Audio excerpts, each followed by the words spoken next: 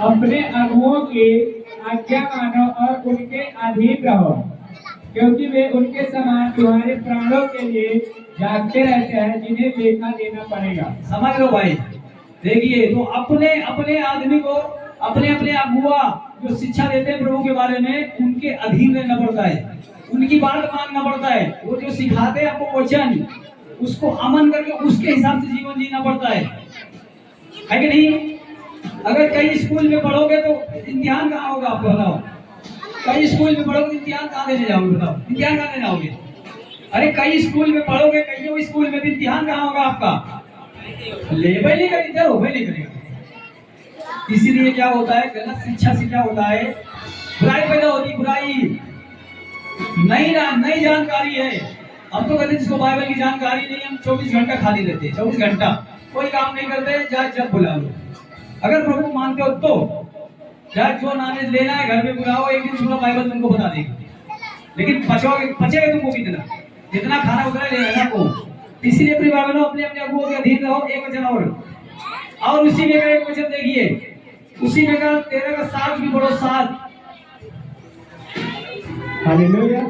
जो तुम्हारे अगुए थे और जिन्होंने तुम्हें परमेश्वर का वचन सुनाया है, उन्हें स्मरण रखो और ध्यान से उनके चाल चलन का अंत देखकर उनके विश्वास का अनुकरण करो।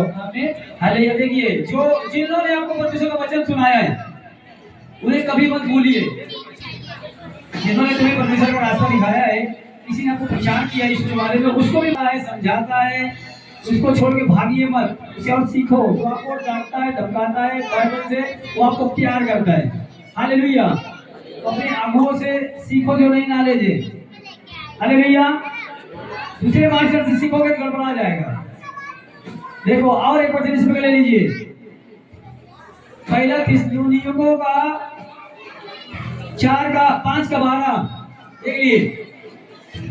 आज प्रभु के दास के बारे में बताइए, पहले उन्हीं का सुनना पड़ता है। जितने लोग सो रहा बोलिए हालेलुया। 5 पहला थिस्सलुनीकियों 5 अध्याय का 12 वचन। इसके बाद बाइबल जरूर देखे। पहले बाइबल नहीं है, वो 5 मिनट के अंदर शैतान उसको ऐसे पीछे के बना निकाल देगा दिमाग से। ये वचन दिमाग में धस ये पर से परमेश्वर है। अब परमेश्वर का वचन जिसके अंदर आ गया ना, ये पर से बना हुआ, लेकिन उतार के बना हुआ। हो जाएगा बहुत बड़े। ये परमेश्वर का कानून है, ये बाइबल किसी जाति धर्म के गलत नहीं है, ये परमेश्वर का कानून है। जैसे भारत के संविधान पूरी मानव जाति के लिए, ये परमेश्वर की आज्ञा है। हालेलुया। हाँ पढ़ो भाई, पढ़ो। हालेलुया। हालेलुया। परमेश्वर वचन कहता है, हे भाइयों, हम तुमसे विनती करते हैं कि जो तुमने परिश्रम करते हैं और प्रभु में तुम्हारे अगुए हैं और तुम्हें शिक्षा देते हैं, उनका सम्मान करो। हालेलुया। देखिए, हे भाइयों, हम तुमसे विनती करते हैं कि जो तुम में परिश्रम करते हैं और प्रभु में जो तुम्हारे अगुए हैं, तुम्हें शिक्षा देते हैं, उनका क्या करो? उनका सम्मान करो, उनके अधीन रहो, उनकी आज्ञा मानो, उनसे सीखो। पढ़ता रहता है कलीसिया छोड़ छोड़ के जाके बुराई करेगा। पतरस के 3:12 में लिखा हुआ है। पतरस 3:12 क्या लिखा हुआ है? पढ़ लो बेटा, क्या लिखा है? पतरस 3:12 देख लीजिए। परमेश्वर वचन कहता है, क्योंकि प्रभु की आंखें धर्मियों पर लगी रहती है और उसके कान उनकी विनती की ओर लगे रहते हैं, परंतु प्रभु बुराई करने वालों के विमुख रहता है। परमेश्वर का कान हम लोग की प्रार्थना विनती की ओर लगे रहते हैं, और बुराई करने वाले परमेश्वर क्या कर रहा है? प्रभु उसके तरफ मुंह भी करके नहीं देखता है। रहता है प्रभु, लेकिन देखता नहीं। विमुख का मतलब उल्टा मुंह करके उधर रहेगा, देखता भी नहीं है, कहते ये बुराई करता है। हालेलुया। बोले खुशी की। इसीलिए जो जिसको आज्ञा देता है, हम तो बता दी इस कलीसिया में कोई कहीं ना ठीक होता हो, इधर आएगा ठीक होके जाएगा पक्का। कहीं नहीं ठीक हो, यहाँ चक्का हो, यहाँ चक्का होके जाएगा। इस जगह पे ऐसा अभिषेक है। यहाँ के पास्टर का हम लोग चमत्कार देखे भी होंगे, प्रार्थना करते हैं, देखे होंगे उनके पास क्या है। उनके कपड़ा में अभिषेक, उनके आंख में, उनके जुबान में, उनके परछाई में भी है, लेकिन यहाँ भी परछाई मिलेगी नहीं आपको। अगर साफ होगा तुमको दिखा दो परछाई में अभिषेक। हालेलुया।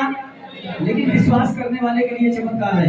यहाँ पे जो विश्वास करता है उसके लिए प्रभु यीशु मसीह चमत्कार करने के लिए खड़ा है। जो नहीं विश्वास करता है उसके लिए तो यीशु नहीं है। समझ रहे हो? बोले यीशु मसीह की। तो किसके अधीन रहना चाहिए?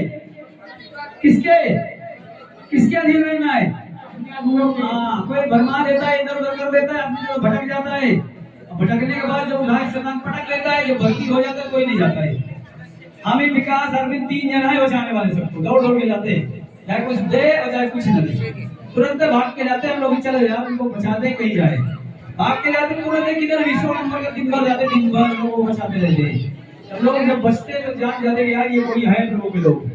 हालेलुया, बोले सुसी की। इसीलिए प्रिय बहनों, अपने ही अगुओं के अधीन रहो। जैसे पति पत्नी के अधीन रहो, बाइबल में लिखा है पति पत्नी के अधीन रहो। दूसरे पति पत्नी के अधीन गया तो पिट जाएगा, तो समझ लीजिए।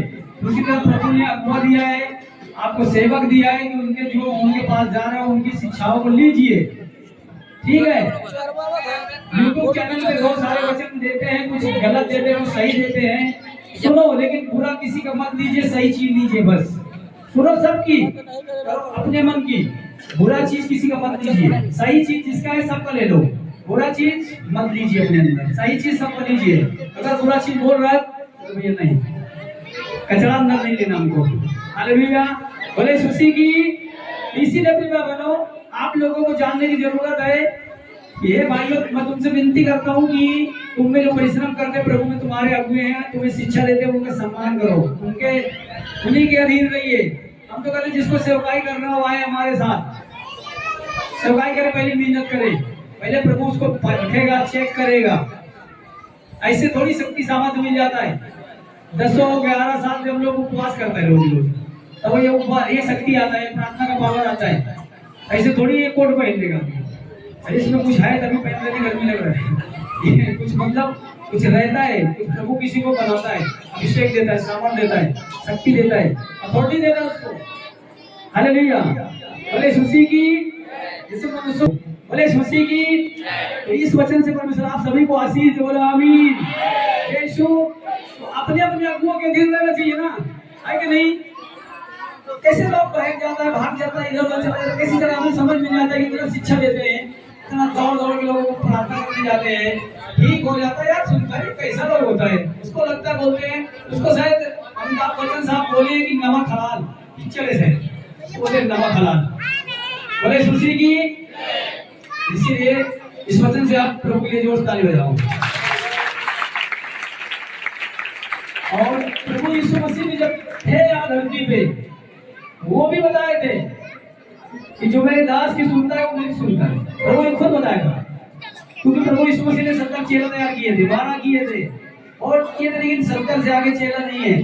प्रभु यीशु ने कहा जो मेरे दासों की सुनता है वो मेरी सुनता है, क्योंकि उनके अंदर उन्हीं की आत्मा रहती है और उन्हीं के द्वारा वो चमत्कार करते हैं, है ना। वो तो पौलुस ने कहा था, मत्ती 10 अध्याय का 40 में देख लीजिए, इसको भी यीशु मसीह ने खुद कहा था इसके बारे में, इसको भी देख लीजिए। 4 वचन हो गया, मत्ती 10 अध्याय का 40।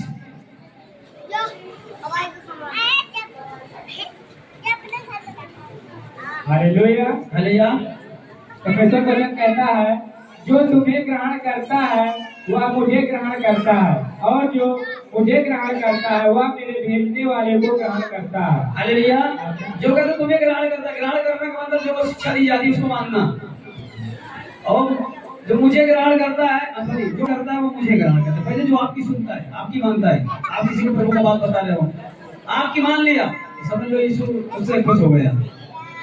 तो और कहता है जो मुझे ग्रहण करता है वह मेरे भेजने वाले को ग्रहण करता है। ठीक है, प्रभु यीशु मसीह उस टाइम पे पास्टर थे। यीशु मसीह यहाँ मनुष्य बन गया है, जो मेरी सुनता है ना, मेरी मानता है ना, वो पिता की सुनता है। उसी तरह जो तुम प्रभु के दास की सुनते हो, तुम पिता की सुनते हो, क्योंकि दास अपनी नहीं बता रहे हैं, आपको बाइबल का क्या बता रहे हैं, कानून बता रहे हैं ना, अपना तो नहीं बता रहे ना, प्रभु का ही वचन बता रहे, क्योंकि आप इनकी सुन रहे हो तो आप प्रभु की ही सुन रहे हो। हालेलुया, बोले सुसी की। और जो भविष्यवक्ता जानकर ग्रहण करे और भविष्यवक्ता का बदला पाएगा। जो पास्टरों का सम्मान करते हैं, जो पास्टर का सम्मान करते हैं, उनके अधीन रहते हैं, एक दिन परमेश्वर उसको अपने से बड़ा पास्टर, इस पास्टर से बड़ा पास्टर बनाएगा। समझ लो, मतलब परमेश्वर देखता रहता है, एलिया एक पास्टर था, एलिया, एलिसा उसके पीछे था, एलिसा उसके पीछे था, एलिसा उससे बड़ा पास्टर बना था। मूसा एक पास्टर था, मूसा के पीछे, मूसा के साथ कौन चलता था? हारून उसका भाई, उसके बाद यहोशू आया था।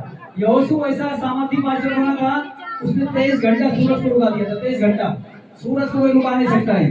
सूरज को 23 घंटा उसने रुकाया बाइबल में। 23 घंटा वो इतिहास में लिखा हुआ है, क्योंकि उसने उस टाइम पे युद्ध चलता था। युद्ध के टाइम पे हर जब दिन डूबता था युद्ध बंद। उसने कहा परमेश्वर जब तक मैं अपने पूरे दुश्मनों को नष्ट नहीं कर लूंगा, मैं यहोवा के नाम से आज आज्ञा देता हूँ कि ये सूरज इसी जगह पे थमा रहेगा। और वो सूरज उसी जगह थमा था। हालेलुया। आज तक कोई ऐसा पास्टर नहीं मिला कि सूरज ने किसी की सुनी हो। तो इसीलिए जो प्रभु के दासों के जो अभिषेक था ऐसा ही जीवन जीते हैं, अगर उनके कोई अधीन रहता है, उनकी आज्ञा मानता है, उनकी शिक्षा मानता है, तो समझ लीजिए वो उससे भी बड़ा बनेगा। हालेलुया।